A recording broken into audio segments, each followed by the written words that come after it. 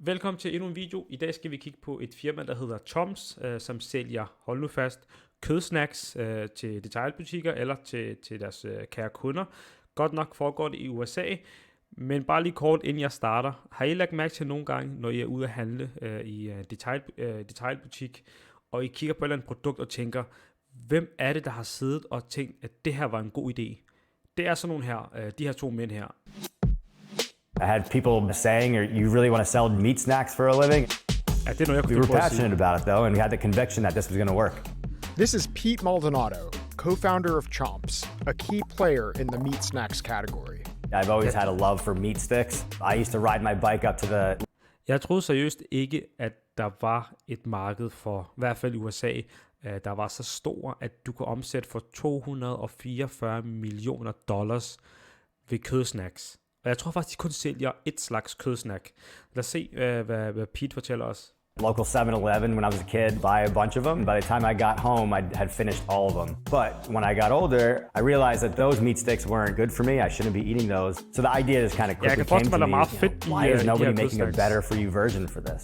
The global meat snacks market, that's jerky, sausages and sticks, was... Okay, jeg gætter på, at the global market for det her, det er cirka måske $1 milliard. Fordi nu skal vi også være ærlige, jeg tror, der er rigtig mange folk, der godt kan lide beef jerky og bare lige gå rundt og snakke kød. Hvilket for mig stadigvæk er virkelig, virkelig unikt. Jeg gætter på, at det er $1 milliard marked. Was valued at $17 billion in 2023 and is expected to reach $26 billion by 2030. Okay, det er måske noget, man skal kigge på og lave kødsnacks firma.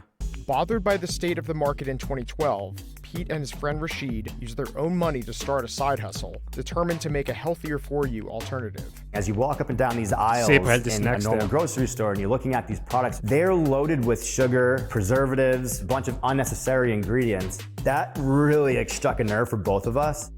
There are three numbers to look out for in this story. $6,500, the amount of money needed to launch. De startede deres firma med $6.500. Hvor meget er det i danske kroner? 44.800 kroner cirka. Det er virkelig, virkelig ikke meget at starte med. Fantastisk imponerende, hvordan de har formået at tage 44.000 og har gjort det til $244 millioner. First production run, $244 million, the company's retail sales for 2023, and over 350 million, the total number of sticks sold from 2012 to 2023. We wanted to remove the sugar, we wanted to use grass-fed and grass-finished. We made something that tasted so much better and was a better nutritional product for us. This is Founder Effect. Founder Effect. Fair use. A certified personal trainer at the age of 19, Pete was always looking for a solution to help his clients stick to their meal plans. They were very busy professionals, and I would spend a lot of time putting together these elaborate meal plans and grocery lists, and they never stuck to them. Pete originally started Frozen Fitness in 2006, a company specializing in prepared meals. So I ran that company for about 3 years, had some unfortunate missteps, and eventually had to close the company down. A few years later, at a chance meeting, Pete struck up a conversation with Rashid Ali about a new idea for a business in the health food sector. I think we called or texted the next day and met up, and I said, hey, would you want to partner? He was excited about the idea. At the time, Pete and Rashid's original concept for Chomps was a little different than it is today. The idea was really to start shipping frozen meat all over the country. That's actually how the business originally started with the two of us, but we quickly pivoted. That's when Pete had the idea around, well, I used to eat these gas station snack sticks all the time. Could we make a cleaner version? It could be shelf stable. It would be more portable and convenient. I thought it was a fantastic idea. At the time, CrossFit, paleo, keto were really starting to gain momentum, and this product leaned perfectly into those communities. There really weren't a lot of great... Rashid på videoen sagde faktisk noget, der var utrolig smukt. Det der med træning og sundhed generelt var helt op på toppen hos alle. Og det timing har også bare en stor betydning for rigtig mange af os, som ønsker iværksætteri og prøver lykken med hvad som helst, man nu prøver at starte op. Timing er utrolig vigtigt. Grass-fed beef meat snack products, especially ones that had no sugar added to it. And we had the conviction that this was going to work. Ingen sukker? Okay, det vil jeg faktisk gerne. Det har jeg Pete ikke nogen and at prøve. Rashid wanted their products to be different than other meat snacks at the time. One free Ja, fordi normalt er der jo sindssygt meget. Der er rigtig meget fedtindhold. Der er rigtig meget olie. Jeg ved ikke, om I har set en beef jerky, eller har mærket rørt ved en beef jerky, men du kan nærmest se olien. of sugar and with grass-fed and finished beef. Their next challenge was figuring out how to concoct the correct formula. The initial formula for Chomps was made in partnership with one of our co-manufacturers. It was a very tough product to make, so a lot of manufacturers didn't want to deal with it. They wanted to do the old way of approaching it, where they could make sure that the product would turn out exactly the same every time. Collectively, we came up with a winning recipe that is very similar to our original beef recipe we have today. Next, the pair had to find a suitable location to source their beef from. The difficulty in that was finding somewhere they could source from reliably year-round. As we started to think about other sources, we looked. Du skal helst have et sted, hvor at du rent faktisk kan få kødet året rundt, for det er jo helst ikke et sæsonfirma. Around the world, and we landed on Australia, but more specifically Tasmania, which is off the southern tip of Australia. And we found that the geography is perfect for raising grass-fed cattle year-round. It creates a lot of complications in our supply chain if you just think about the distance that protein has to travel.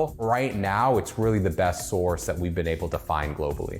After finding the correct formula and co-manufacturer, Chomps was officially born in 2012.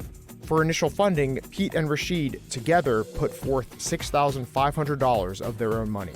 The initial $6,500 that we invested into the business went into samples. So we did our first very small production run. We built a website, and then we also did some Facebook ads. I had to teach myself how to create a website. I bought a $99 Photoshop Elements subscription and taught myself how to make packaging. It is not the packaging that you see today. It was terrible looking. It actually had like cowhide print on it.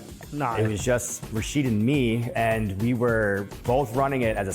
Det er også ret imponerende, noget vi kan lære fra Pete, medstifteren. Det var, at han lærte sig selv Photoshop og redigere billeder. Chomps frequently sold out of product in the first few years of business. At launch, the price was around $2 a stick. Today, it's around $2.49. 2013 was our first full year of business, and we. Okay, nu får vi lov til at se, hvordan det ser ud. De startede, jeg tror det startede i 2012, men det her, deres første helårs operation, det var i 2023. Lad os se, hvor meget de har omsat for. Did somewhere around like $40,000 or $50,000. Then in 2014, we did about $100,000. Så det er faktisk fordobling, de lavede året efter. Ret imponerende. And we kept doubling from there up until 2016, where we 10x the business. So we went from about $450,000 to $4.3 million. How many millions of customers were now seeing the product for the first time and trying the product. The added visibility from Trader Joe's would present new challenges for Pete and Rashid. When you grow that quickly, it blows up your existing infrastructure, blows up everything that you were doing historically, and you have to think about the business completely differently. I went full-time in 2016, immediately after landing the Trader Joe's business, and then Rashid went full-time. Så de var ikke engang fuldtid de første 3 år, selvom de var gamle omsæt for millioner dollars. Healthy alternative. Ethical sourcing practices have been important to Chomps since inception.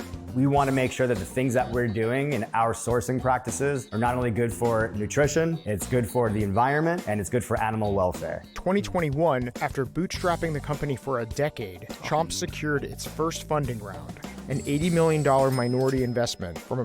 Okay, de gjorde faktisk det hele selv, hvilket er virkelig, virkelig imponerende. Så det er først i 2021, det rent faktisk fik en investor ind. Så alt det, var faktisk helt 100% deres eget.